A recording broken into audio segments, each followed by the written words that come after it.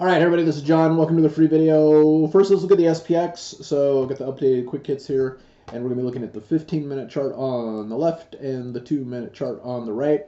And just kind of looking at, so this is the 4150 level, and then this is the 4100 level, and of course 4050. And you can see we've essentially kind of ping-pong between 4150, 4050, and now we're just kind of sitting here, kind of right smack in the dab in the middle. Today was probably the quietest, one of the quietest days of the year, if not the quietest day of the year.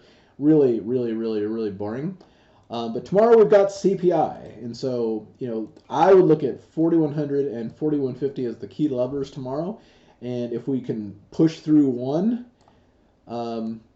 it opens up. If we push through 4100, it opens up the door to 4050. If we push through 4150, it opens up the door to 4200. And I think those are going to be very, very playable moves for tomorrow that we certainly will want to keep an eye on. And then for tomorrow, the big thing to look at is going to be TLT.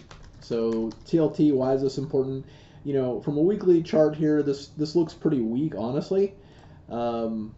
If this thing if this rolls over and takes out these lows, that is not good. I mean, essentially what that means is that bonds are looking at inflation as getting stronger. They're looking at the economy as getting overheated, and they're going to head down, which of course pushes 10-year rates up. I would say if anything that happens tomorrow, this is the most important thing to look at, because it'll, if CPI is down significantly, then we should start to see this pop up. Because guess what? If the CPI is down and inflation is down, then that is essentially, look,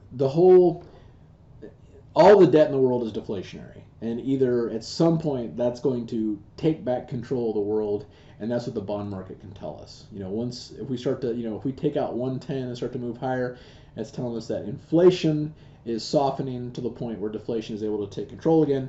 And for everyone that's like, oh my God, inflation is so bad, we're going to get into hyperinflation.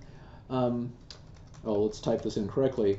Look at natural gas. Natural gas was at 10. It's at $2.25. Okay. Look at wheat. Wheat was at $14, and now. So, and this goes on and on and on and on and on. So inflation's done. It may rear its head again, but I think the path we're leading towards right now is that CPI is going to come down pretty hard. Then maybe everybody will think that things are going back to normal. They're not.